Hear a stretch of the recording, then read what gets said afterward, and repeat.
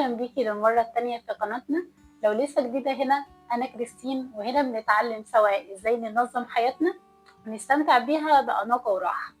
في الفيديو اللي فات اتكلمنا عن بداية رحلتنا سوا، والنهاردة هندخل على طول في واحدة من أكبر التحديات اللي تقابلنا كلنا: التسويف أو الكسل أو التأجيل، سميه زي ما تسميه. الإحساس ده إنك عارفة إن وراكي مليون حاجة مهمة بس مش قادرة تبدأي في أي حاجة فيهم، حاسة إن ملكيش نفس أو المهمة صعبة أوي، أو بتقولي لنفسك هبدأ بكرة وبكرة ده ما بيجيش خالص. الحقيقة مين فينا ما حسيتش الإحساس ده؟ التسويف ده مش مجرد عادة مزعجة، لا للأسف، ده ممكن يكون سارق لأحلامنا ووقتنا وطاقتنا، بيخلينا نحس بالذنب والضغط وبالإحباط كمان من نفسنا، وبيضيع علينا فرص حلوة، بيخلي المهام الصغيرة تكبر وتبقى وحش كبير بنخاف نقرب منه. بس الخبر الحلو إننا نقدر نتغلب عليه، مش محتاجين قوة إرادة خارقة، محتاجين بس نفهم شوية حيل بسيطة نطبقها مع بعض.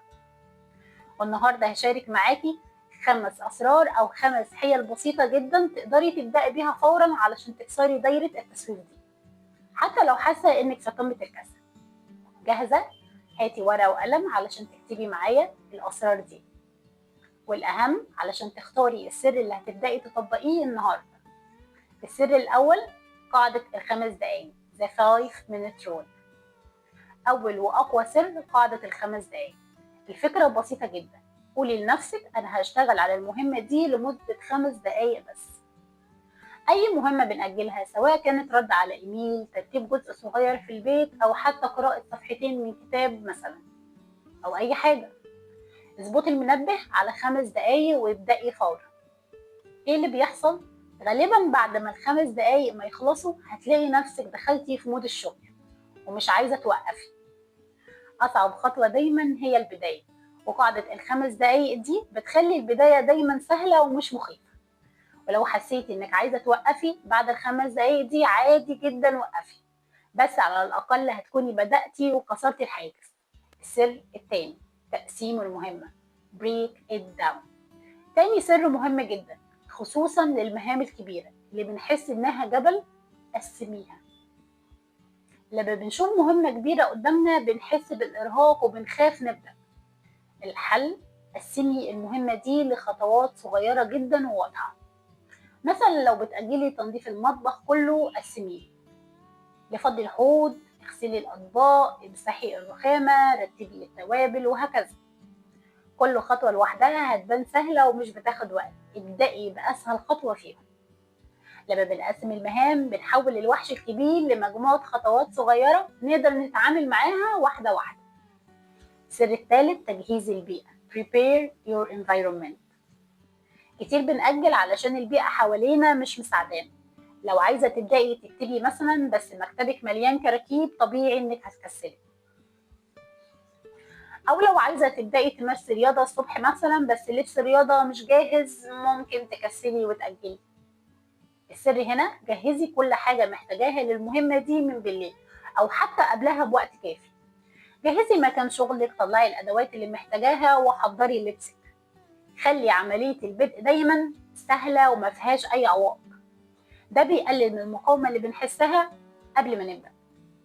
السر الرابع: إزالة المشتتات، eliminate distractions. عدو التسويف الأول هي المشتتات، الموبايل، السوشيال ميديا، التلفزيون، أو أي حاجة بتخطف تركيزنا تدينا عذر إننا نهرب من المهمة الأصلية. السر الرابع: قبل ما تبدأي أي مهمة محتاجة تركيز، ابعدي عنك المشتتات قدر الإمكان. حطي الموبايل على وضع الصامت أو حتى في أوضة تانية خالص. اقفلي التابات اللي ملهاش لازمة على الكمبيوتر. خصصي وقت ومكان للتركيز بدون أي مقاطعات.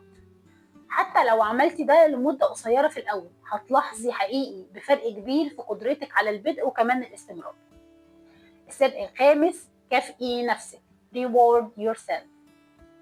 آخر سر ومهم جدا علشان نحافظ على حماسنا: كافئي نفسك. بعد ما تنجزي مهمة كنت بتأجليها، حتى لو كانت المهمة دي صغيرة أو حتى استخدمتي قاعدة ال5 دقايق مثلا، احتفلي بنفسك وبإنجازك. المكافأة مش لازم تكون حاجة كبيرة، ممكن تكون كوباية شاي بتحبيها، أو 10 دقايق راحة تعملي فيها أي حاجة أنت بتحبيها، مكالمة لصاحبتك مثلا، أو أي حاجة بسيطة تخليكي تحسي بالفخر والتقدير لنفسك. ده بيخلي مخك بيربط ما بين الإنجاز والشعور الحلو، فبيشجعك تكرري الموضوع تاني. دول كانوا 5 أسرار بسيطة جدا تقدري تبدأي بيهم فورا علشان تحاربي التسويف. قاعدة ال5 دقايق: تقسيم المهمة، تجهيز البيئة، إزالة المشتتات، ومكافأة نفسك. مش مطلوب منك تطبقيهم كلهم مرة واحدة، اختاري سر واحد بس حسيتي انه لمسك اكتر حاجة وجربيه النهاردة على اي مهمة صغيرة بتأجليها وشوفي النتيجة بنفسك، حقيقي هتنبهري. المهم اننا نبدأ حتى لو بخطوة صغيرة، كل خطوة بتكسر حاجز الخوف والكسل، بتقربنا اكتر لهدفنا.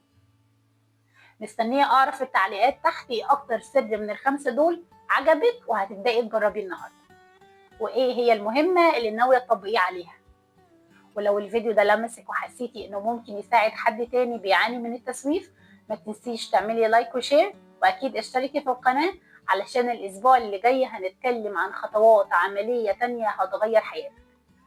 التخطيط الاسبوعي البسيط والفعال، وهيكون كمان معاه قالب مجاني. شكرا لذوقك، وفخورة بيكي انك بتاخدي خطوات علشان تكوني نسخة افضل من نفسك. اشوفك الفيديو اللي جاي، مع السلامة.